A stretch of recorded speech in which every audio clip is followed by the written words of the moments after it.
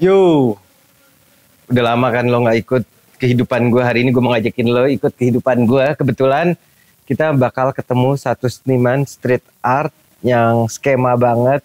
Skena, bukan skema, iya skena banget. Tapi cuman coverage ya, sebenarnya dalamnya Ustadz juga setahu gue sih. By the way, gue mau ketemuin dia gara-gara hari ini gue mau ngajakin dia buat ikut pameran. Kemarin gue udah sempet nelpon juga sih sebenarnya. Jadi bakal ada pameran kita tanggal 29 ini. Lo lihat deh, studio gue lagi berantakan banget. Isinya udah karya-karya. Bakal banyak seniman-seniman yang top yang gue ajakin, dan juga kita kolaborasi sama beberapa galeris juga. Gak sabar sih. Jadi langsung aja kita ketemuin senimannya. Kita langsung gerbek studionya. Kita lihat ada apa aja. Dan gue juga gak sabar nunggu kalian buat ketemu gue di tanggal 29. Jadi kalau lo mau, lo bisa daftar dari sekarang. Kayaknya masih gratis kalau sekarang. Kalau ntar udah bayar. Oke, sampai ketemu ya.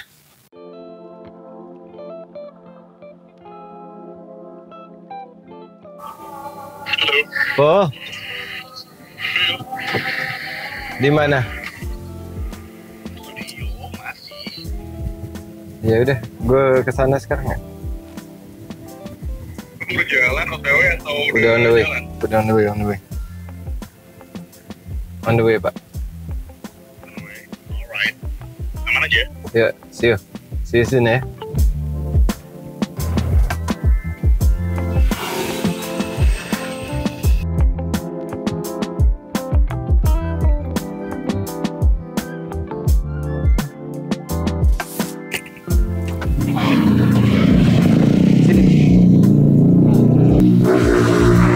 Nah, sekarang gue udah di studionya. Ayo kita lihat aja langsung. Wih, gila jagoannya.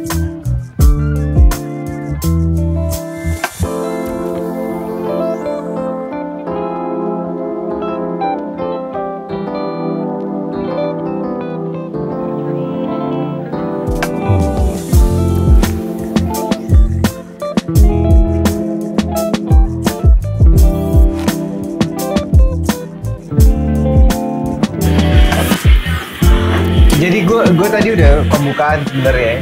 Gue ngasih tahu, gue mau ketemu anak skema. Skena. Hah?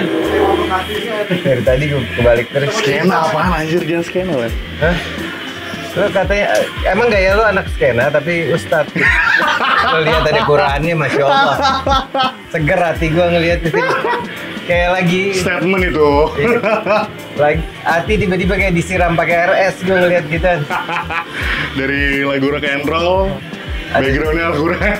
Statement apaan tuh? Sebuah orang tuh kadang-kadang datang ke sini. Pertanyaan pertama, agama lo apaan sih, Po? Bukan nanyain karya lo warnanya gini kenapa? Nah, itu tanpa gue jawab basa-basi itu udah ada statement. Di dalamnya itu udah jelas kan. Kalau agama gue apa ya udahlah. Oh, jadi statement buat itu ya? Ya, kayak gitu. Cakep. Udah. Ini berapa persen nih karya? Ini yang mau kita pajang nih. Besok juga beres. Lusa lah.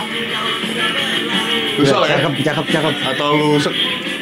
Gue pikir hari ini langsung selesai. Kayak gile. Ini aja gue baru nyampe. Baru gue garap ini, men. Baru buat gue garap. Bener-bener kayak kan paralel nih. Jadi apa namanya? Multitasking. Ini juga bosen nih. Garap ini bosen juga nih. Gitu. Belum digarap, dikit lagi. Yang mana? Dikit lagi tuh. Itu tinggal finishing. Iya. Finishing, kirim ke lo, aman. Yang karpet mau bawa gak? Hah? Yang karpet? Jadi sekalian. Ada 2, satu lagi di rumah gue, ntar gue bawa lagi sama gue. Yaudah. Sekalian gue kirim.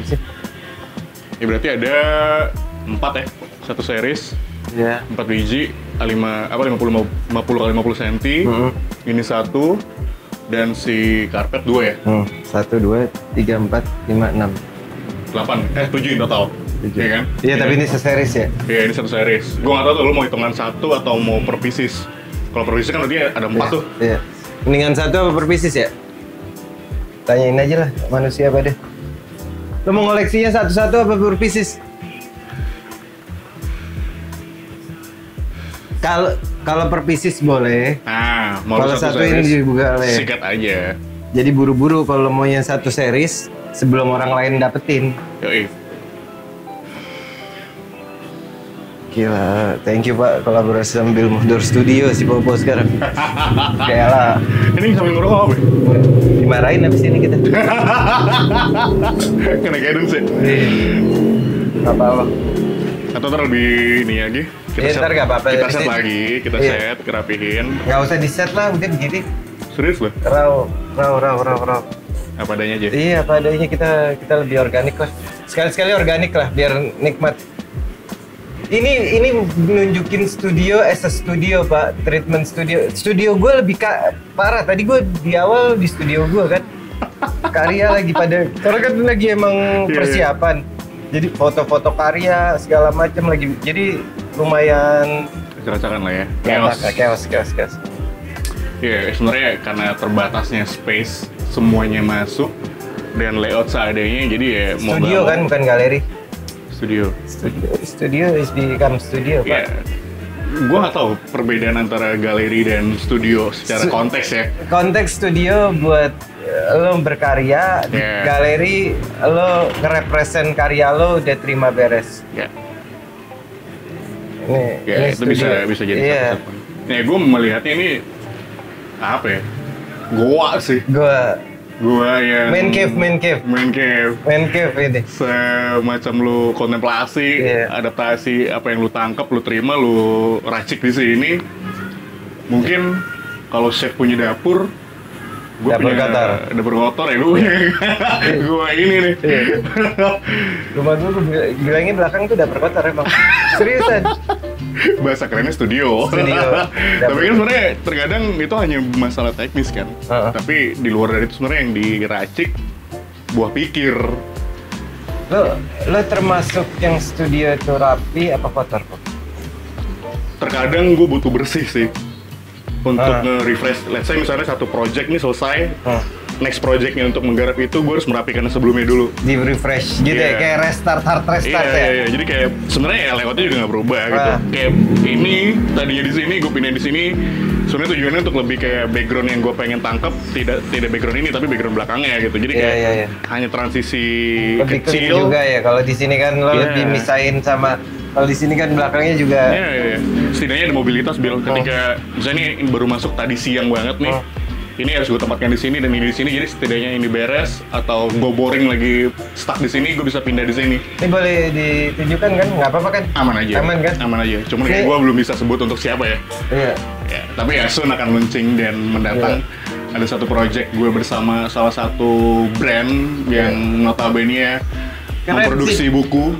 Cuman outputnya adalah membuat suatu instalasi lemari. Jago lo milih seniman. Membuat satu lemari yang Gua kayaknya harus represent gue-nya nih secara looks gitu, bukan cuma hanya sekedar lemari kotak lalu dikasih stiker. Gue tadi udah ngeliat video lo menjelaskan tentang itu. Gue brand research Pak. Biarpun kelihatannya ngarang, tapi sebenarnya dan gimana lo cerita masalah pertama kali lo kasih tahu nyokap sama istri lo, That's it. keluarga. Gimana lo ngomong masalah tadi ini mengingat memorial masa kecil lo. Yeah. Ini kayak gue matiin aja ya. Siapa yang nelpon? Bukan, ini alarm. Oh, dia Kacau ngusir. Lagunya matiin aja lah tuh. sih. Matiin aja. Agak chaos ya. Gila. Copyright. Oke, masuk ya. Kalau itu ya, ke detail Padahal masuk ya. AdSense juga gue nggak begitu peduli. Yang penting Serius gue lu? aja serius. Serius loh? Serius, banyak banget video gue yang AdSense-nya gue tabrak. Nggak segitu peduli gue sama AdSense. Anak lu dikasih makan kantong lu di berarti ini? Iya. Bukan kantong bismillah. AdSense ya? Bukan kantong AdSense. AdSense buat Ini. ngerokok. Ini baru nih, gue demen banget. Serius lu? Gue baru tahu nih. Serius. Menarik. AdSense itu buat ngerokok aja. Nggak nyampe. Iya, menarik. Karena banyak gue tabrak. Terus banyak yang gue maksudnya, ya gue mau berusaha tetap ya kalau emang bisa kita. Iya, gue epidemic daftar, Envato daftar. Dua-duanya gue punya padahal. Cuman banyak juga yang tetap gue tabrak. Menarik, Bill. Gue nggak nyangka sih kalau lu ternyata bisa segitu independennya terus di luar dari itu. Ya, sambil berjuang lah. Tahu nggak kenapa? Support dari sistem supportnya solid banget. Alhamdulillah ya. Maksudnya follower base segala macam tuh solid banget. Jadi itu sih yang lebih powerful menurut gue. Itu sih. Kadang making bisnis ya, terutama di digital gitu, yang gue pahamin ternyata bukan angka yang dikejar. How to making community-nya, merawat ekosistem itunya tuh yang sebenarnya lebih rumit dibanding lo dapet capai target angka yang lu pengen. Terkadang memang ketika lu memang akan ada take and give, lu dapat satu pasti akan ada yang lepas satu gitu. Cuman ternyata gue baru sadar belakangan ini juga tuh. Let's say misalnya kayak gue lagi senang dengan satu project yang gue kerjain itu kolaborasi bersama beberapa brand, tapi lupa dengan komunitas yang gue besar dari situ gitu. Sampai akhirnya itu jadi bumerang yang tanpa sadar, lu wake up back to basic. Ayo, lu ingat roots lu dari mana? Ya sebenarnya tidak ada yang salah, cuman permainan playfulnya kan sebenarnya di situ. Ketika lu bisa merawat, tapi lu juga bisa membagikan hasil dari rawat itu. Balancing up-nya yang susah kan? Balancing up-nya yang sebenarnya susah. Gue juga merasakan hal yang sama sih, Bu. Maksudnya kadang tuh yang gue pribadi ngerasain, kayak misalkan kemarin gue ke Bali. Gue bikin konten rapi banget. Serapi-rapinya, tapi akhirnya fokus yang lain jadi kepecah. Ini raw banget, gue sengaja udah biar gue ini bener-bener raw. Ini terraw kayaknya. Gue tadi di rumah handhold, bener-bener seraw itu. Gak tahu mana yang lebih suka ya orang-orang. Cuman gue ngelihat yang satu yang gue keren dari lo. Kemarin gue datang ke pameran lo yang di Kemang di atas tuh yang baju. Brand Suruleng? Iya, brand itu.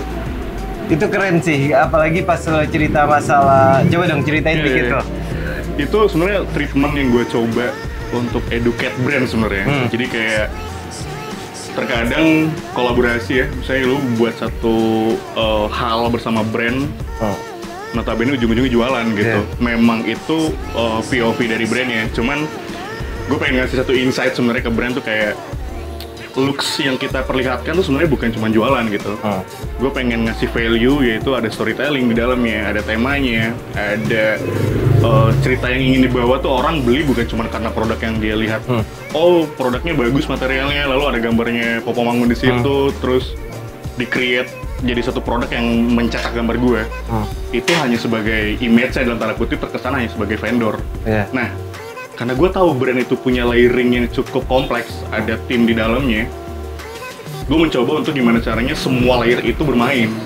Bukan cuma hanya sekedar kayak ini gue kasih gambar lalu lu cetak gambar gue di produk lu lalu dijual. Itu menurut gue bukan kolaborasi. Jadi hal lain yang gue coba tanamkan adalah orang membeli produknya itu adalah ceritanya tentang ini ya. Maksudnya kayak gini ya. Jadi kolaborasi itu ternyata bukan cuma sekedar mencetak produk dengan gambar dari seniman, tapi ada hal-hal lain yang dikasih value-nya, yaitu cerita tadi, storytelling-nya, penting banget temanya, kan? Bahkan brandingnya sekalipun. Dikemasnya dengan membuat seperti pameran.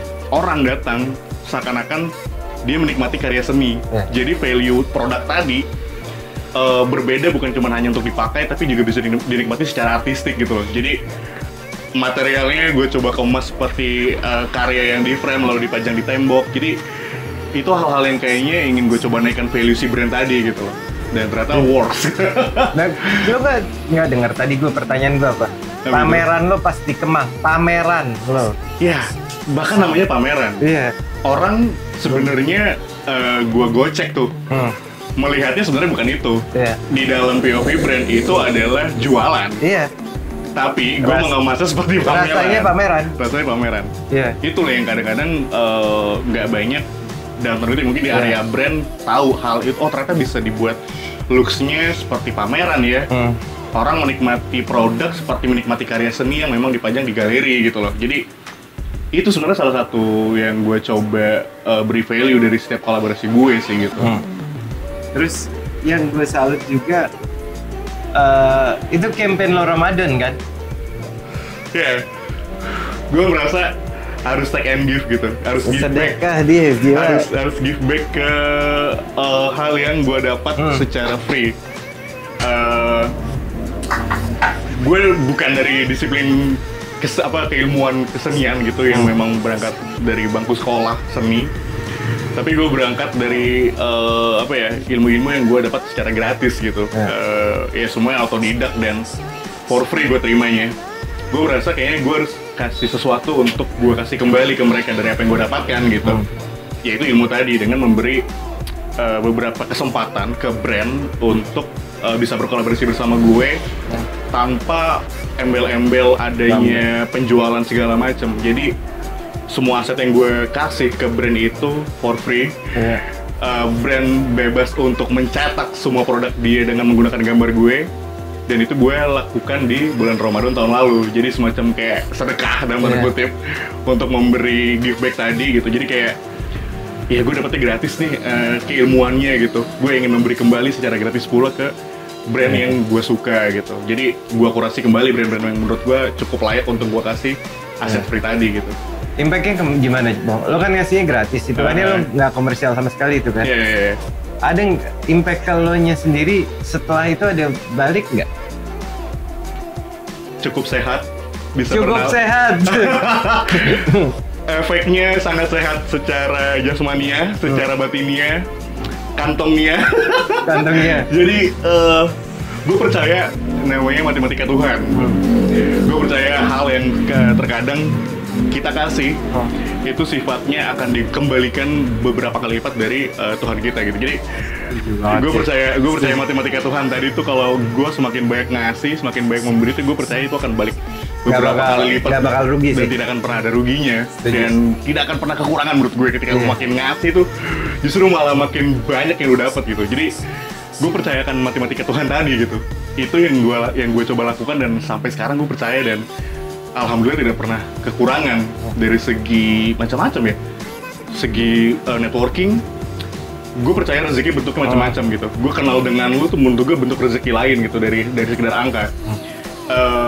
Gue percaya kesehatan juga rezeki gitu. Gue bisa napas dan gue bisa beli apa yang gue suka itu juga sebuah bentuk rezeki yang ternyata tanpa embel-embel tadi gitu itu sebenarnya Nggak stres itu rezeki ya? itu rezeki salah satunya.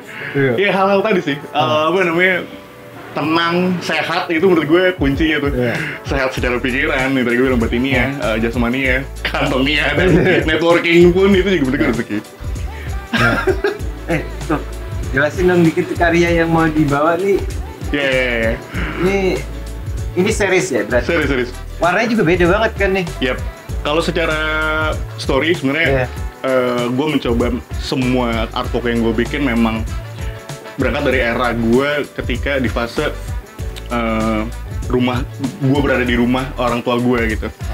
Jadi perpindahan ketika gue masih hidup bersama orang tua di rumah itu, lalu gue pindah sendiri, lalu gue berumah tangga dengan keluarga gue sendiri dan akhirnya itu ternyata yang kerekam sampai sekarang gitu, yang kayaknya cukup relate dan cukup tenang gue membawakan apa yang ingin gue sampaikan gitu. Tidak terlalu fiktif karena ngapain gitu terlalu fantasi yang mengada-ngada kalau memang itu bukan yang lo rasakan gitu. Sebenarnya sih ingin jujur intinya, jujur dengan apa yang gue rasakan beberapa waktu belakangan dan ternyata kayaknya rasa yang paling kerekam gue sampai sekarang adalah rasa ketika gue pindah dari keluarga gue itu sendiri gitu dan akhirnya membuat keluarga gitu. Jadi perihal ceritanya sebenarnya tidak jauh dari tentang rumah, tentang keluarga, tentang komunikasi gue bersama orang tua, gue dengan istri dan anak gue gitu, dan bahkan teman-teman gitu. Jadi sebenarnya narasinya tuh masih di balutan arah situ ya? Iya, arah situ sih. Jadi yang tidak terlalu gue dengan negara atau gue dengan pihak lain terlalu jauh menurut gue. Ya gue masih membawa cerita itu gitu. Dan sebenarnya mood warnanya yang gue coba bedakan gitu. Ada ya mencoba untuk lebih dekat dengan warna bisa mencerminkan simbol tadi gitu. Maksudnya warna-warna seperti pastel ini gue coba sampaikan gue dengan keluarga gitu. Settle banget lo ya kayaknya udah. Kalau dari karya settle. Kalau lo ngomongin keluarga lo warnanya begini. Iya ada beberapa warna yang gue coba bedakan itu sebenarnya pengaruh dari perpindahan tadi gitu. Sebenarnya dari 4 series yang pertama ini yang pengen gue sampaikan adalah gue pendekatan gue ketika gue pisah dengan keluarga gue gitu dan gue membuat keluarga gue sendiri gitu ketika gue keluar dari rumah. Karya ini yang cukup menghangatkan gue ketika gue sendiri. Jadi narasi yang ketika gue waktu di rumah tuh ceritanya tentang apa ya saat itu ya, itu yang bikin gue cukup tenang dan hangat. Akhirnya muncullah warna seperti itu dan pola-pola warna yang objektifnya mendekatkan gue bersama keluarga tadi gitu. Terus ya warna-warna yang cukup colorful dan kontras ini sebenarnya pergolakan gue dengan chaosnya. Jadi memang perubahannya sebenarnya bisa dilihat dari segi warna, polanya tidak terlalu jauh berbeda gitu karena memang masih dengan objek-objek atau pola-pola yang bersifat naturalis, ada organik banget ya. Sifat-sifat siluet-siluetnya masih di floral, organik dan itu yang cukup kerekam juga tuh di gue. Pertanyaannya mungkin nextnya kenapa akhirnya muncul objek itu gitu. Jawabannya sebenarnya dari bapak mertua gue. Ini menarik karena ketika gue pindah dari rumah orang tua gue dan akhirnya gue dekat dengan mertua gue, waktu itu narasinya tentang bapak mertua gue diselamatkan oleh tanaman. Itu cukup menyentuh dan cukup menyentil gue gitu kayak saat itu dia berstatement kalau bayangkan bapak dulu mungkin kalau tidak merawat tanaman sepertinya hidup bapak akan lewat aja gitu. Wow, itu buat gue bayangkan tanaman yang dia makhluk hidup tenang, tidak banyak bercakap-cakap kita seperti manusia gitu ya. Dia kepanasan dia diem aja, dia kehujanan bahkan dia keinjek diem aja. Tidak seperti kita manusia kalau baru keluar rumah ke depan aja anjing panas banget nih. Wah, hujan tuh lagi. Ngomelnya apaan tahu tuh. Dan gue melihat inspirasi itu tuh dapat dari situ gitu ya, kayak makhluk Tuhan yang paling kuat dan tidak terlalu bermacam-macam seperti tanaman deh. Tidak kita seperti manusia yang mungkin sebenarnya secara halus sudah sempurna, tapi gue rasa tanaman lebih dari itu gitu. Dia cukup memberi impact ke gue dengan siluet tadi gitu. Dan perihal memelihara dan merawat tadi ternyata menyentil gue untuk kayak ini harus gue seriuskan gitu, dalam tanda kutip harus gue pertanggungjawabkan gitu. Ketika gue berangkat dari hobi hanya sekedar senang-senang, ini kalau gue tidak pertanggungjawabkan untuk di hal yang sifatnya bertanggungjawab tadi itu atau serius tadi, kayaknya bakal chaos dan akan sia-sia buat gue gitu, dari apa yang gue dapat, dari apa yang gue inspirasikan gitu. Makanya ini kecemplungnya udah kedalaman menurut gue, sampai akhirnya ada studio, sampai akhirnya bekerja sama dengan sebuah manajemen, sampai akhirnya berkolaborasi dengan brand dan making money di situ. Itu mungkin salah satu bentuk tanggung jawab gue dari apa yang gue senangi saat itu gitu. Gokil. Tapi lo sendiri sebenarnya dekat nggak sama tanaman? Bisa dibilang ada fasenya dekat. Gue dekat dengan tanaman saat pandemi sebenarnya. Jadi ya saat itu memang di rumah ya, bener-bener kita terisolasi. Tidak bisa berkomunikasi dengan sesama manusia. Salah satu makhluk hidup yang bisa gue ajak bicara adalah tanaman. Jadi di rumah mertua gue tuh banyak banget tanaman jenis macam-macam, dan dari segi yang tadinya anak tanaman lalu disetek terus jadi tanaman yang lain yang banyak, lalu dikawinkan dengan tanaman yang akhirnya bentuk jadi buah yang mungkin tanamannya kecil tapi buahnya banyak gitu. Dan pada akhirnya karena gue dekat dengan lingkungan itu, gue pada akhirnya ikut langsung. Cuma pada akhirnya ketika pandemi selesai, sudah bisa berkomunikasi dengan sesama manusia lagi, itu cukup hilang. Tapi itu yang bikin berubah semuanya sih. Depan lo isinya tanaman lo. Ya, ini tanaman juga menyelamatkan gue. Lu bayangin di studio gue kalau tidak ada 2 tanaman jeruk Bali ini, mungkin matahari langsung menyerot masuk ke studio gue tuh. Dia langsung dia diem 2 ini tapi banyak membantu gue gitu. Menyejukkan studio. Banyak banget. Lu makan nih buah. Wah, gue sama teman-teman gue suka meracik dari buah Bali tuh. Kita kemarin tahun lalu jeruk Bali ya? Kita beli sop buah. Itu kita racik macam-macam tuh biar kita kasih jeruk Bali, kita kasih sirup, kita bagi ke teman-teman semua yang ada tanam di sini. Jadi kayak menurut gue nih 2 pohon ini cukup nge-represent gue juga gitu. Dia merawat, dia memelihara, bahkan menjaga, dan ini gue banget sih. Pada akhirnya itu kayak semacam referensi kan. Ternyata menurut gue itu sih kayak lo ingin berkomunikasi dengan manusia, sebaiknya lo berkomunikasi dengan sekitar lo dulu gitu.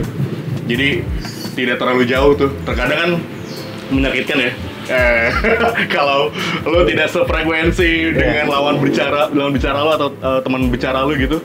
Itu yang terkadang jadi tanpa disadari tuh bisa saling menyakiti gitu. Atau mungkin bisa saling membantu juga.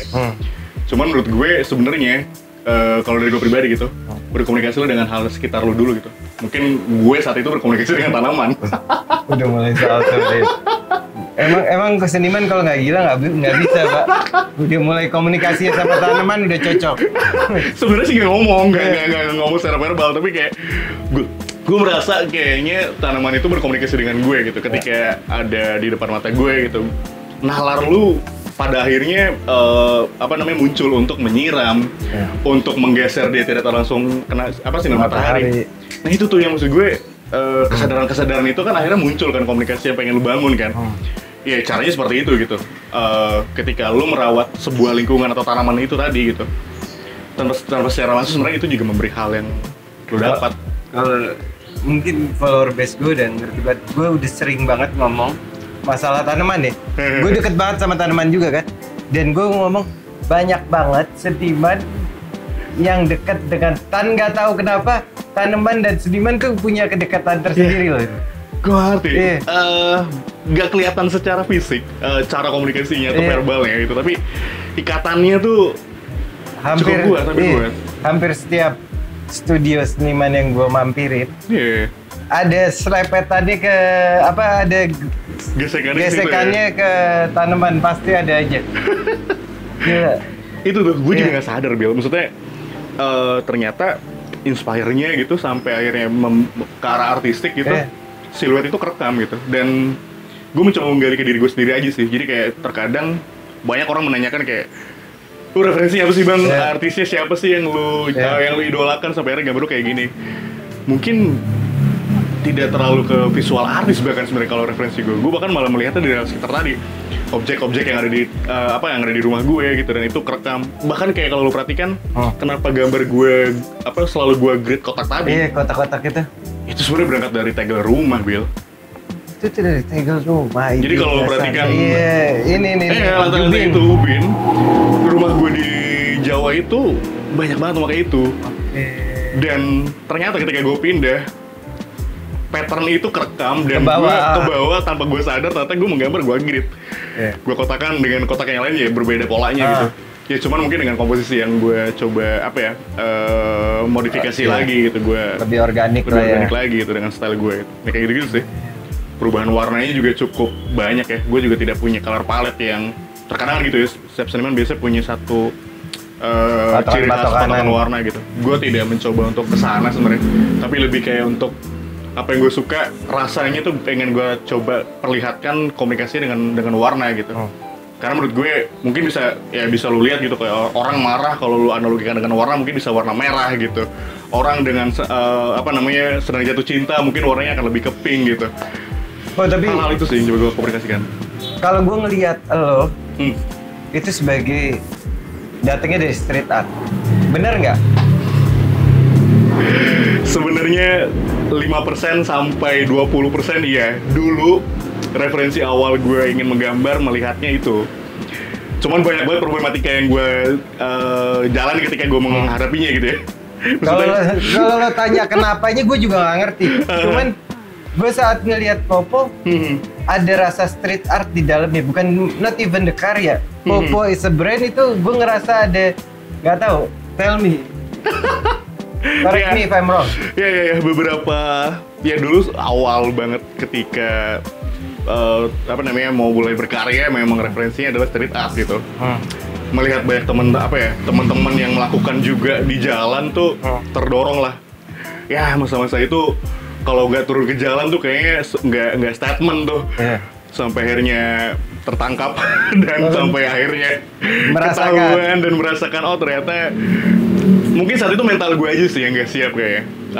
Fisik gue, mental gue tuh kayaknya belum siap menghadapi resikonya ternyata seberat itu, dan sampai akhirnya itu sampai ke keluarga, dan ternyata itu yang memberatkan gue kayaknya. Gue mundur teratur kali ya, dan mencari zona yang menurut gue paling nyaman dan paling possible untuk gue lakukan lah untuk berkarya gitu.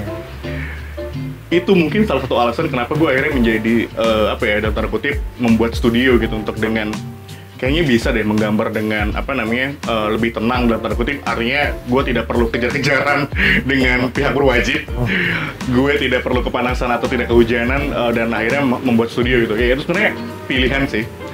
Mungkin pilihan gue saat itu adalah kayaknya mental gue belum siap aja gitu menghadapi resikonya gitu. Akhirnya gue memilih untuk yang lebih tenang dan lebih comfort di gue sih. Ya, akhirnya gue mau bangun studio gitu alasannya. Lo ngomongin dari tadi kan gue ngelihat ada family almost every sentence you really close to your family, maksudnya deket banget kan sama keluarga lo. Iya. Lo nih berkarya itu ada darah seniman gak? Gak ada sama sekali. Kalau dari dirunut ke belakang, bokap nyokap gue sebenarnya tidak ada. Nyokap gue guru, bokap gue pegawai swasta, adik gue seorang graphic designer. Adik lo juga masuknya? Ya, sebenarnya nggak mungkin po nggak ada darah kalau lo jadi seniman, adik lo jadi graphic designer. Adik gue jadi graphic designer karena keterbatasan. Yeah. Jurusan yang dia pilih saat itu mungkin lahan kerjanya tidak sesuai apa yang dia mau kayaknya. Tapi ujung-ujungnya jadi graphic designer. Nggak ada yang sesuatu yang kebetulan, Pak. Mungkin ya. Gue juga nggak tahu, mungkin itu pilihan dia sendiri. Tapi balik lagi sebenarnya kalau dilihat ke belakang dari kedua orang tua gue tidak ada darah seninya gitu. Tapi mungkin kalau dirunut ke belakang lagi ke kakek gue itu bisa jadi salah satu yang ternyata membuat gue tergerak melihat apa yang dilakukan oleh kakek gue dulu gitu, dengan menggambar wajah untuk orang-orang hilang, lalu akhirnya membantu orang-orang yang tidak mampu dan disketsakan wajahnya lalu dicari ke pihak berwajib. Itu menurut gue, kakek lu tuh ternyata intinya gini, gue baru paham ternyata kalau seni ternyata bisa menjadi senjata untuk membantu orang yang membutuhkan gitu. Gue cukup tergerak lah saat itu melihat kayaknya ini bisa jadi looks yang POV-nya apa yang dilakukan dalam kesenian itu bisa bermacam-macam gitu. Saat itu gue ingin menjadikan ini sebagai validasi ke keluarga gue. Karena tidak direstui, semakin lu tidak mendapat itu, lu menjadi... Lu nggak boleh ngelukis tadi ya gitu? Sebenarnya tidak boleh. Bahkan nyokap gue begitu tahu tuh baru belakangan ini, Bill, kalau ternyata lu bisa making money di gambar ya. Ternyata lu bisa menghidupi anak istri lu dari melukis, dari bergaul sama brand. Saat itu gue memilih untuk menjadi seorang karyawan di sebuah kantor. Tapi malam harinya gue melukis, gue menggambar untuk brand, berkolaborasi dengan brand. Jadi kayak katak yang hidup di dua dunia gitu loh. Gue mungkin pagi sampai sore gue di darat ya, gue kerja di kantor. Tapi malamnya sampai pagi lagi tuh gue menggambar untuk diri gue sendiri dan berkolaborasi bersama brand gitu. Gue menjalani itu gue menjalani dua kegiatan itu bertahun-tahun. Yang diketahui oleh nyokap gue adalah seorang karyawan. Itu backstreet loh. Lo jadi seniman backstreet berarti ya? Mungkin untuk memberi ego, ngasih makan ego nyokap gue dulu untuk dia lebih tenang. Kalau ya anaknya aman kok kalau dia bekerja di kantor dan ada gaji bulanan, ya udah itu yang diketahui oleh nyokap gue. Tapi ternyata sampai akhirnya ketahuan, ternyata lu udah gak ngantor ya. Even lo keluar kantor tuh lo gak kasih tahu? Gue gak kasih tahu. Emang anak sampai akhirnya nyokap gue baru tahu kalau gue udah tidak ngantor 3-5 tahun gitu, dan ternyata lo buat studio gitu. Ternyata kamu udah full time menjadi seniman untuk berkarya aja gitu. Ya, gue bilang itu, dan ya akhirnya direstui saat itu. Ya, mungkin itu salah satu cara komunikasi yang gue coba bangun ke nyokap gue, untuk gue ingin menenangkan dia, tapi gue juga ingin membuktikan dia kalau gue bisa kok apa yang gue mau gitu. Ini bakal jadi salah satu syarat lo nggak buat temen-temen yang misalkan dia nggak diizinin sama orang tuanya? Menurut gue enggak sih. Menurut gue lo harus ngobrol. Mungkin saat itu gue tidak tahu cara berkomunikasi dengan baik aja ke nyokap gue untuk menyampaikan apa yang gue inginkan, karena gue tidak ingin mengecewakan beliau gitu. Gue tidak ingin mengecewakan nyokap gue. Ada rasa ketakutannya juga memang. Tapi saat itu juga bersamaan dengan waktu yang gue jalani, gue ingin membuktikannya juga gitu. Tapi gimana caranya? Saat itu gue berpikir untuk tidak terlalu cross yang bikin dia kaget, tapi gue pengen juga merasakan dia surprise dan tenang gitu begitu mengetahui gue ternyata sudah full time seperti ini gitu, dan bisa menafkahi keluarga gue sendiri gitu. Bahkan gue juga bisa, alhamdulillah bisa menafkahi keluarga bokap nyokap gue yang sudah pensiun, dan dengan apa yang gue lakukan saat ini gitu, itu cukup terberkahi gitu ketika semuanya tersampaikan dengan smooth gitu, Bill. Dan begitu tahu, wow ternyata bisa gitu. Impact maksudnya. Impactful. Gitu, ya. Iya, kalau gue boleh menyarankan sebaiknya memang komunikasi di awal. Karena menurut gue restu orang tua tuh cukup berpengaruh dari apa yang lo lakukan, dari apa yang kita lakukan juga itu. Sedikit banyaknya, ketika lo menceritakan apa yang lo lakukan ke orang tua lo, gue tuh percaya doa tuh, Wih, wah, ke atas linear tuh. Linear. Hablum minallah hablum minanas tuh. ngomongin orang tua. Ya kan? Jadi kayak ketika lu berkomunikasi ke nyokap lu, menurut gue tuh itu sampai juga ke atas gitu. Nah, buka pintunya nggak usah langsung. Wah, itu udah semua pintu kebuka tuh tanpa sadar, Bil. Orang dalam itu, Pak. Orang dalam yang lu mungkin lama dengan jalur sendiri, tapi ketika lu nyokap atau bokap lu tahu apa yang lu inginkan gitu, itu langsungnya ke atas tuh tanpa ada jalan belok, langsung lurus tuh, Bil. Gue merasakan itu yang ternyata berpengaruh. Tapi gue mau nanya ini ya, agak personal dikit ya. Kenapa nggak boleh saat sebenarnya kakek lo sebenarnya udah men-showcase dengan karya seni dia bisa membuat impact? Mungkin saat itu halnya sama dengan gue yang gue takutkan gitu. Gue merasakan ketika gue tidak bisa menyampaikan komunikasi gue ke nyokap gue untuk gue menjadi seniman, gue merasakan sepertinya kakek gue saat itu tidak sepertinya sama dengan apa yang gue rasakan saat itu. Jadi kayaknya ada ketakutan yang sama ketika kakek gue melakukan apa yang dia inginkan, menjadi seorang seniman, tapi ternyata tidak menafkahi, mungkin tidak membantu segitunya. Secara finansial berarti ya? Problematisnya finansial ya? Kalau secara impact, jelas ada impact. Iya, tapi gue melihat juga banyak poin era saat itu tidak segampang era sekarang. Iya. Iya kan? Jadi sepertinya memang banyak problem yang kayaknya akhirnya itu tidak tersampaikan dan akhirnya menjadi sebuah tanda kutip ya problem di keluarga gue gitu, dan akhirnya itu menjadi yaudahlah lu mendingan gak usah kalau memang ternyata membebani gitu. Tahun berapa itu kalau ngelihat historical kan emang di zaman itu seniman susah semua. Iya kan? Jangankan untuk dia, untuk keluarganya susah apalagi gitu kan. Jangankan sampai yang kita kenal sekarang namanya gede-gede itu zaman mungkin itu kan zamannya kurang lebih kalau kakek lo ya artinya zaman-zaman itu kan. Beda kan? Maksudnya itu aja pada sekarang karyanya sudah bisa diapresiasi dengan luar biasa, cuman itu zaman sih bubar, Pak. Nah makanya mungkin ini kayak salah satu pesan yang kayaknya tanpa disadari yang ingin disampaikan oleh kakek gue ke keluarganya melalui gue ke keluarga gue. Dan FYI gue tidak ketemu dengan kakek gue dan adik-adik gue ke bawah tidak bertemu. Kayaknya itu juga salah satu bentuk komunikasi yang disampaikan melalui visual tuh. Tidak dengan verbal, tapi dengan artistik.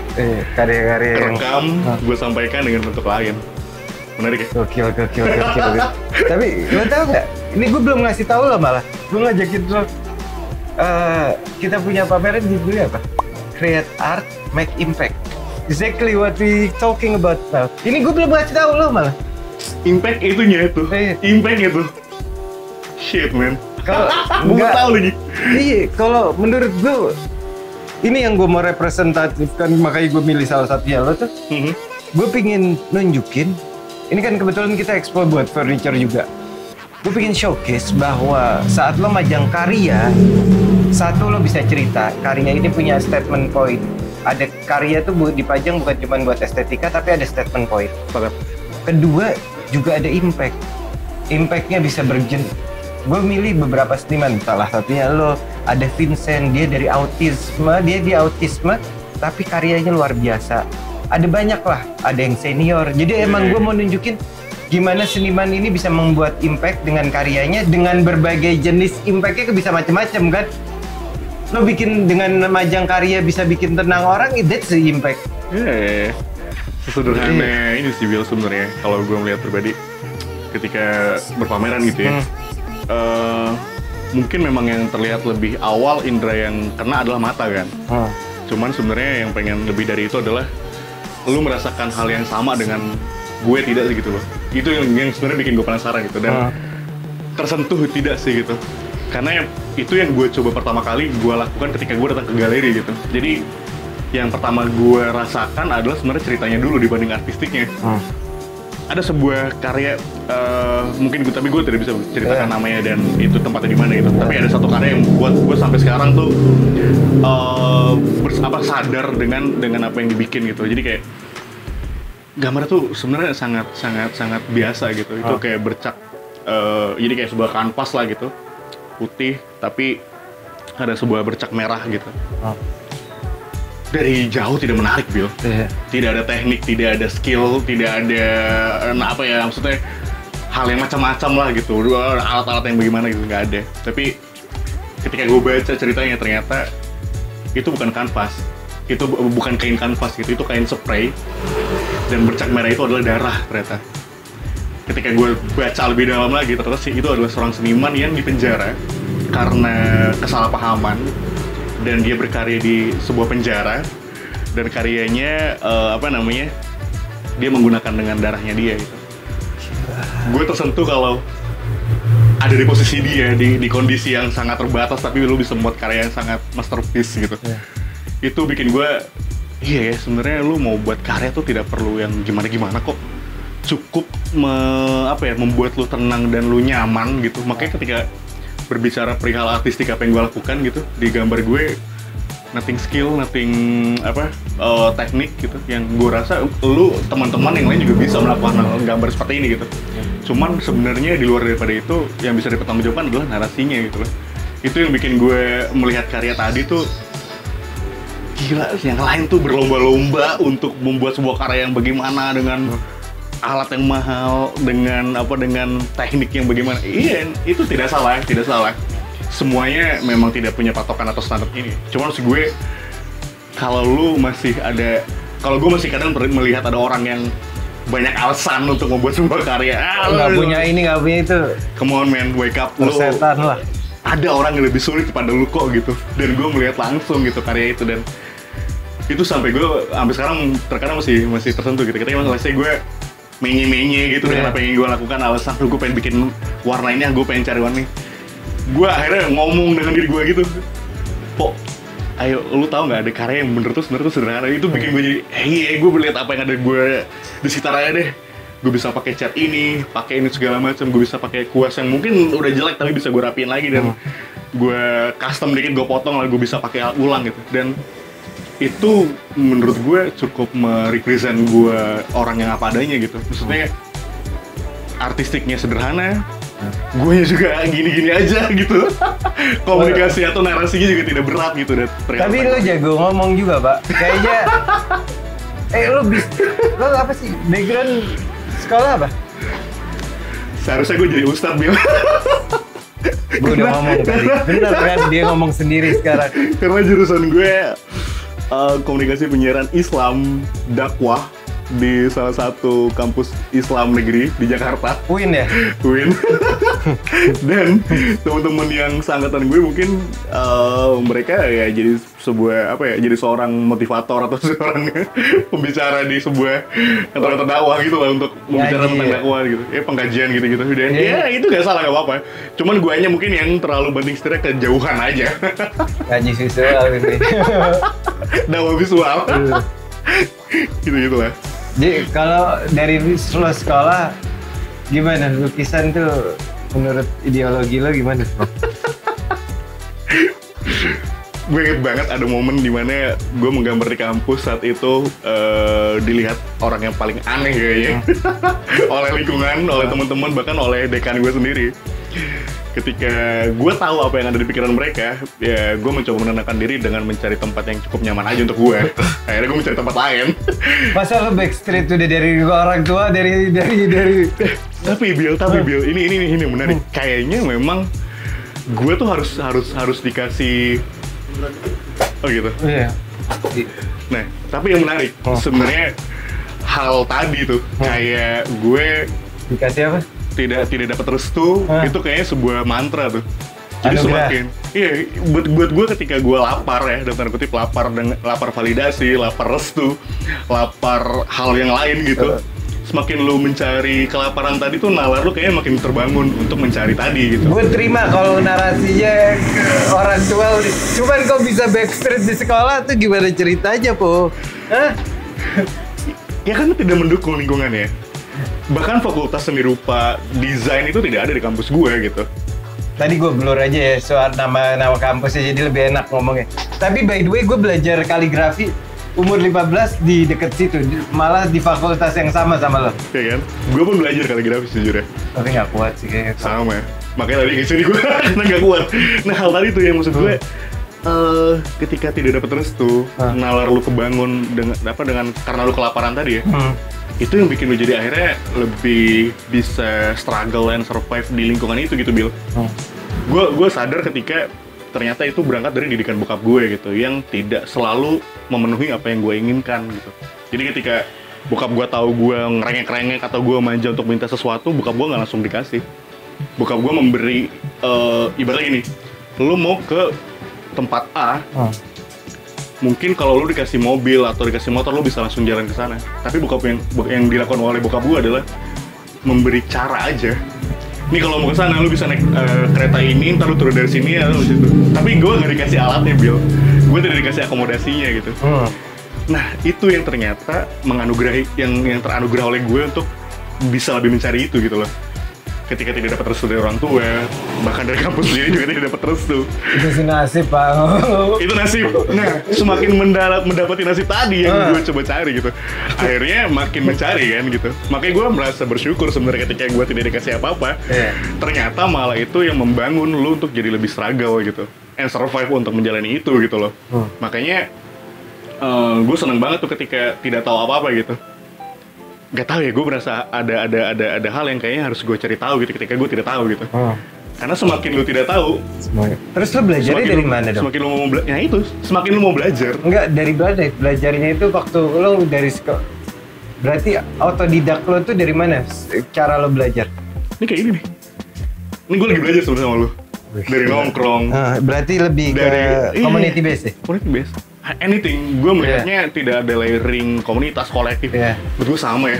Kayaknya itu hanya orang-orang yang label orang-orang tertentu. Tapi maksud gue gini, gue melihat semua tempat tuh kayak sekolah aja gitu loh. Kayak gue lagi nongkrong di satu kafe sama teman-teman gitu, malah lagi pada nongkrong ngomongin tentang apa gitu. Gue kayak lagi sekolah aja gitu. Dan selalu menjadi orang yang paling diem sebenarnya. Karena gue mencoba menyerap sebenarnya tuh. Oh, tentang ini ya. Bahkan yang nyebelin adalah ketika teman gue sebenarnya tahu kalau gue pura-pura bego. Itu sebel banget gue.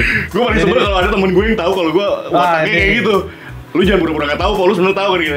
Enggak, gue gak tahu beneran, gue gituin, gue pengen tahu aja gitu. Apalagi lo ngomong komunikasi sekolahnya terus nggak bisa ngomong sih, terbalikin Pak. Ya kali. Nah itu yang menarik bahkan kayak nongkrong menjadi sebuah sekolah tuh buat gue akhirnya ya jadi kayak gini gitu. Lo pas ngumpet-ngumpet gitu belajar kerjanya apa? Menjadi jurnalis gue menjadi seorang wartawan. Penulisan rapi berarti dong lo. Iya, ya karena mungkin basicnya broadcasting ya, komunikasi gitu, penyiaran dan alatnya kan macam-macam ya. Ada radio, televisi dan majalah gitu. Cetak. Nah, yang gue geluti saat itu cetak. Karena semua yang gue inginkan ada di situ semua tuh. Tulisannya ada, fotonya ada, ilustrasinya dan desainnya ada. Kepake nggak di? Kepake sekali. Di kesenian lo sekarang? Kepake banget. Lu bayangkan, kalau gue tidak lulus dari situ, mungkin gue tidak bisa segitu bertanggung jawabnya dengan apa yang gue gambar, Bill. Gue bisa membuat sebuah narasi dari karya gue. Orang ketika membaca... Lo nulis terus ya berarti? Kayaknya kalau orang ditanya lu pengen... Misalnya seniman ditanya lu pengen bikin pameran, gue kayak pengen bikin jurnal sih. Ya itu salah satu mimpi gue juga sih. Gue pengen bikin sebuah jurnal, gue pengen buat ya pameran juga gitu. Cuman maksud gue kayaknya bentuk hal lain gitu selain artistik, kayaknya itu harus dibarengin dengan itu gitu. Jadi kompleksitasnya tuh all package gitu. Jadi lu boleh menggambar, tapi menurut gue juga lu harus belajar menulis gitu. Setidaknya lu bisa menarasikan apa yang lu ingin sampaikan dalam bentuk karya visual tadi, itu dilengkapi dengan tulisan juga gitu. Salah satu itu. Lalu dikemas dengan bentuk yang sangat bagus dengan desain. 3 hal tadi kepake banget, Bill. Oh, itu semua lo belajar dari kuliah lo? Objeknya lukisan, objeknya gambar-gambar digital gue untuk kolaborasi bersama brand. Motornya, alatnya, tulisan tadi, desainnya, dan foto. Lo ngomong dari tadi kolaborasi sama brand, emang lo nggak kepikiran buat deket sama galeris juga lo? Pengen lah, deket banget, pengen maksudnya, banget. Maksudnya mana yang lebih? Sejujurnya, FYI, dulu jauh sebelum gue mungkin kayak sekarang lagi senang-senang kayak berkolaborasi bersama brand gitu. Dulu bahkan gue sebenarnya seorang seniman yang perpameran di galeri gitu bersama beberapa teman-teman waktu itu. Orang kemarin lo masih pameran juga di... Itu kayak comeback lah. Tiba-tiba ternyata diajakin. Terus bahkan ada satu pameran grup exhibition-nya gue masih submit kok gitu. Meskipun dia diundang, gue tidak apa ya, gue percaya gitu kayak itu bukan cuma soal nama gitu. Itu kan eksistensi yang harus lu rawat ya. Dengan lu membuat karya itu kan sebuah eksistensi gitu. Makanya ada submission, gue tidak malu untuk gue submit gitu. Mau lu namanya kayak gimana, kayak mau lu ada di area apa kayak. Menurut gue itu harus hal-hal yang lumrah gitu dan tidak masalah, tidak apa-apa juga gitu kalau submit. Salah satu, ini kita shout out juga, salah satu pameran lo terakhir di Artina. Artloka, Mbak Morin, Mas Heri Pemat, salah satu yang mereferensikan yang bikin gue juga semangat buat ketemu lo. Maksudnya, kenapa tuh? Iya enggak, maksudnya gue ngelihat karya lo dan Mbak Morin bilang, oh iya bagus, segala macam gue ngobrol. Akhirnya datang pun juga karena maksudnya supporting the system. Gue percaya banget kolaborasi dan even sekarang gue bikin pameran pun kolaborasi galeris, kolaborasi ini. Gue percaya banget ekosistem kita sangat kecil. Senimannya juga lumayan banyak, tapi masih banyak yang struggling juga. Benar. Jadi kita benar-benar harus ngebangun banget bareng kan. Ya makanya kadang-kadang pengkotakan itu tuh yang sebenarnya bikin agak kenapa ya digituin gitu? Gue sebenarnya mau gitu. Brand mau galeri sama aja berarti menurut lo? Industri berbeda memang. Gue tidak bilang sama ya. Tapi memang cara bermain, sistem, industri itu berbeda memang. Tapi harusnya nggak dikotak-kotakin ya? Menurut gue mungkin pola kerjanya mirip. Tidak sama tapi mirip. Bahkan musik dan visual pun juga mirip pola kerjanya gitu. Kayak gue juga punya band. Kalau ternyata kalau band mau bisa main di festival ya lo harus submit band lu ke sebuah record label atau ke sebuah festival gitu. Mirip kan, seniman mau pameran ini harus submit juga ke galeri gitu. Jadi yang ini lebih ke gue pribadi aja sih melihat kayak kadang-kadang lagi di tongkrongan gitu ada beberapa hal yang orang melihatnya, wah lu seniman ini ya, lu seniman itu ya. Sebenarnya nggak ada gituannya. Nggak perlu sih. Dan buat apa digituin? Kayak gak seru, padahal mah nongkrong sama-sama. Biar seru aja sebenarnya begitu tuh. Biar seru kan ada band juga ada rock, ada reggae. Drama itu memang menarik sih. Biar berwarna aja. Iya berwarna. Ya, cuman kadang-kadang bikin yang agak aneh dan mempertanyakan balik gitu menurut gue kayak kenapa sih? Enggak kok, lu sama-sama gambar sama gue. Ya, mungkin area mencari nafkahnya berbeda. Ada yang mungkin dengan menjual karya dalam bentuk kanvas, ada yang menjual karya dalam bentuk hal lain gitu kan, ada yang maksudnya dengan merchandising gitu.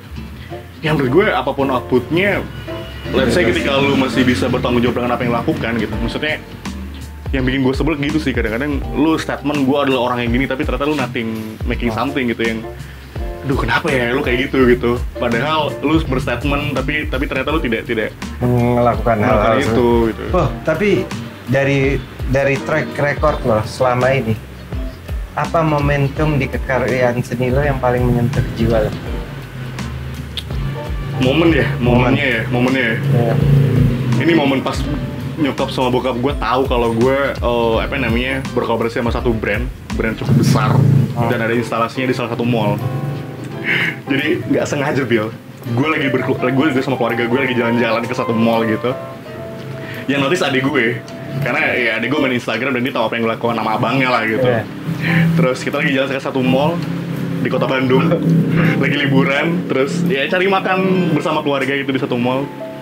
Terus adik gue bilang, kayaknya tuh ada instalasi AA di sini deh. Instalasi apaan kata bokap gue gitu. Ada karya. Ini lo nya ada di situ? Hah? Lo nya di situ? Ada, lo emang akal ini tuh emang demi Tuhan, pertama gue tidak tahu kalau ternyata ada instalasi gue di situ karena karya gue itu di jalan tur untuk beberapa kota. Gue tidak tahu kalau ternyata kota itu salah satu lagi yang lagi di situ. Kita lagi mau makan siang lah gitu. Terus selesai makan siang, adik gue lihat Instagram dan ini kayak karya lu udah ada di sini nih. Iya gue gituin. Terus ya adek gue penasaran, kita lihat yuk. Bokap gue itu dari sepanjang tahu dia diem terus Bill. karena dia tidak percaya dengan apa yang gue lakukan gitu ya. Dia diam, dia sama nyokap gue kayak kelihatan gitu, terus mungkin dia ngomong di belakang gitu. Ya gue teko. Kita jalan, kita samperin instalasi itu. Bokap gue masih nggak percaya kalau itu karya gue. Sampai akhirnya dia lihat sebuah pelang gitu, plakat ya. Apa ininya apa? Iya, ada satu profile, name profiling dan ada foto dan nama gue di situ. Iya, gue lihat yang pertama yang gue perhatikan bukan mulut tapi raut mukanya dia. Gimana?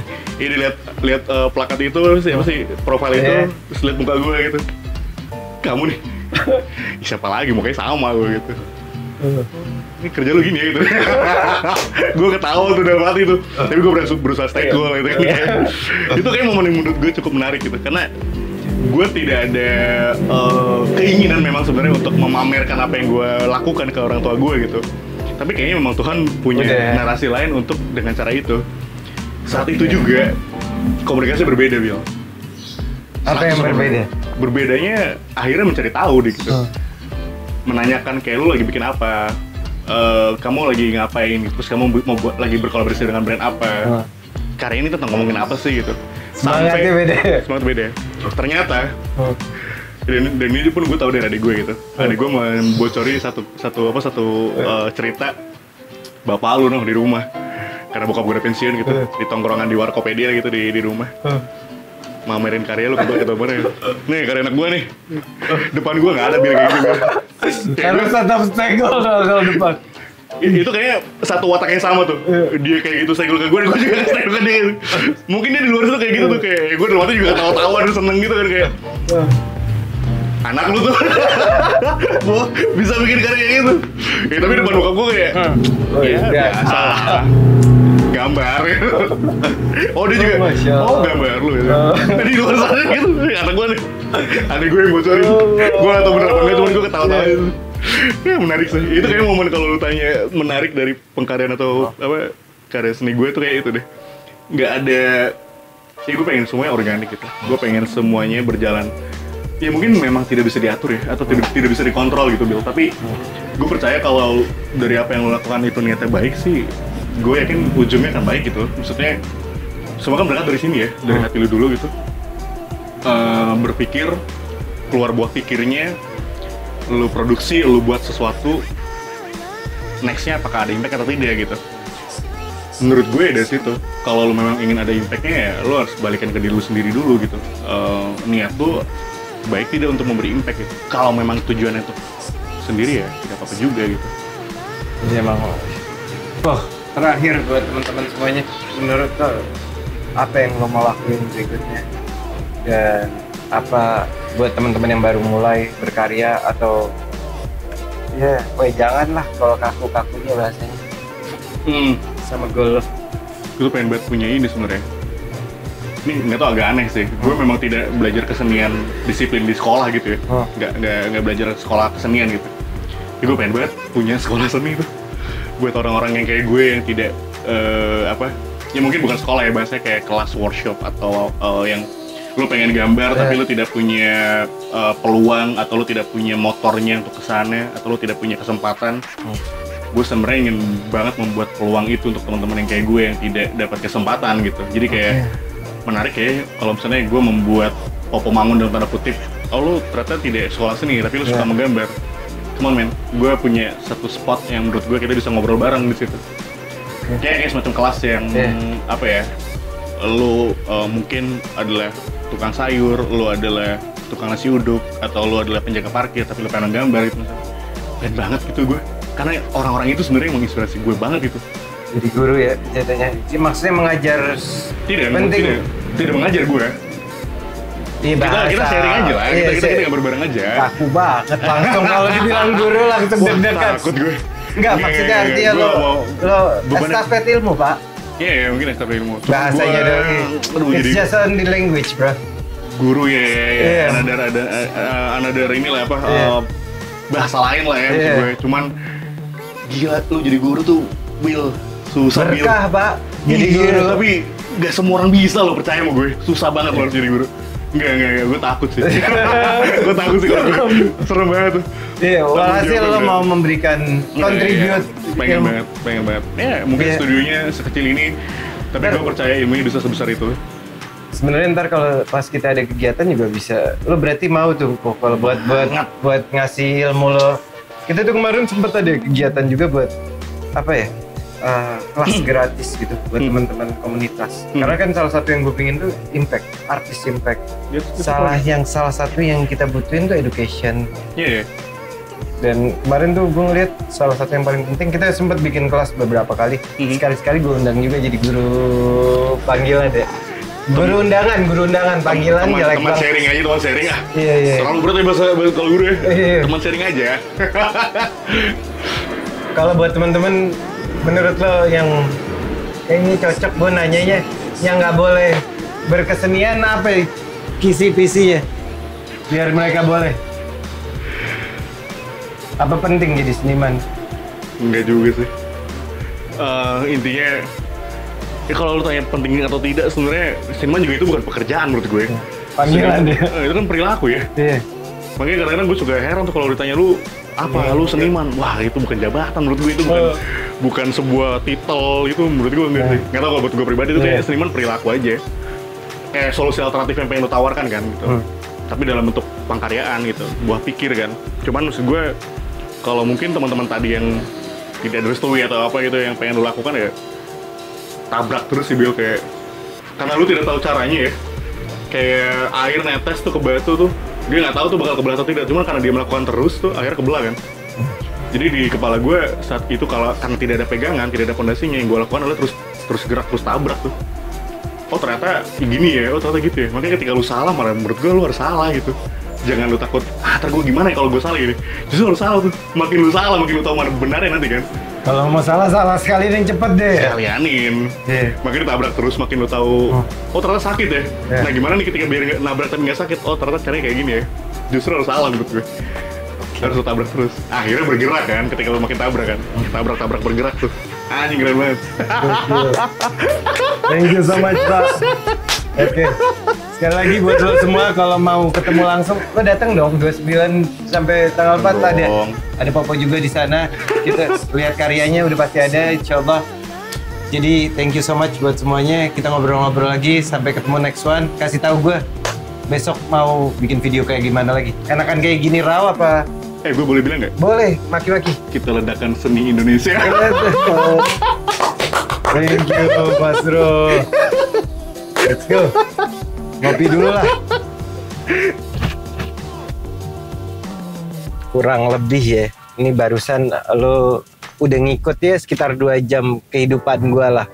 Jadi sore ini kita ketemuin Bapak Mangun buat ya lo tahu dari pertama gue jelasin. Yang pasti selain kita udah fix insyaallah bakal ada pameran, ini satu kebanggaan banget sih, to be honest. Akhirnya selama 3 tahun kita execution, sekarang udah dapat opportunity yang jauh lebih besar.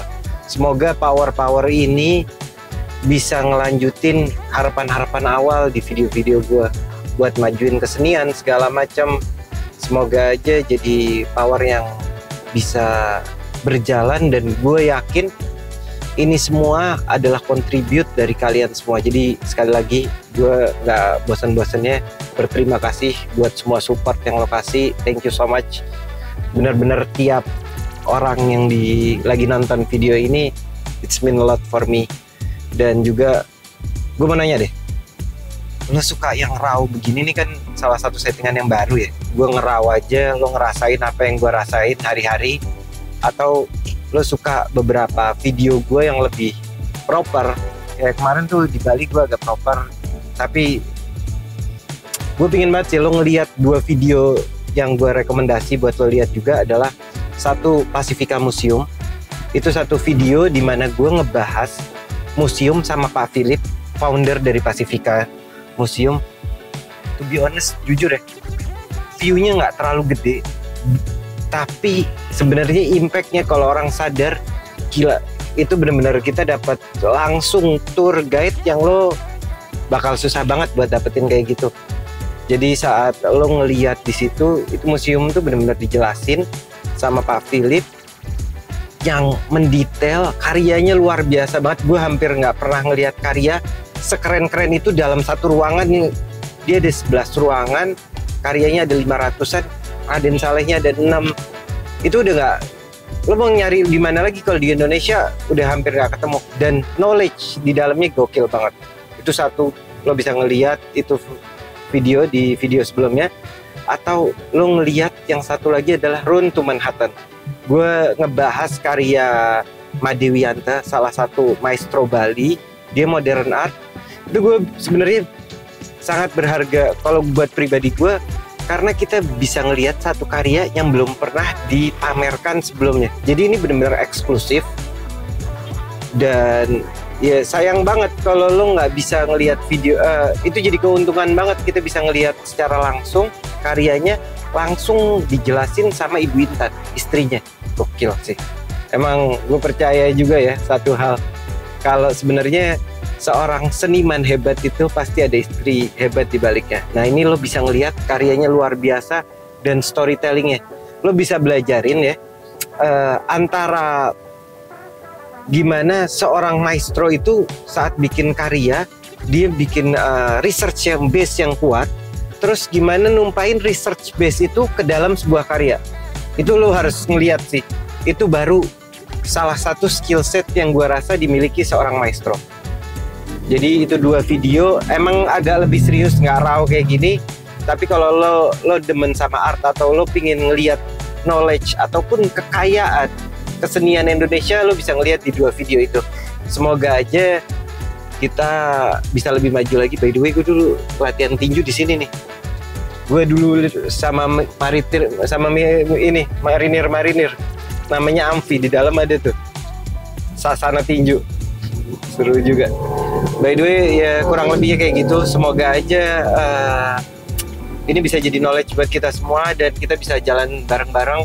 Gue butuh support kalian juga buat gerakin kesenian. Semoga aja kita bisa majuin kesenian bareng-bareng. Bareng gue Bill Muhdor, ayo terus kita ledakin seni Indonesia.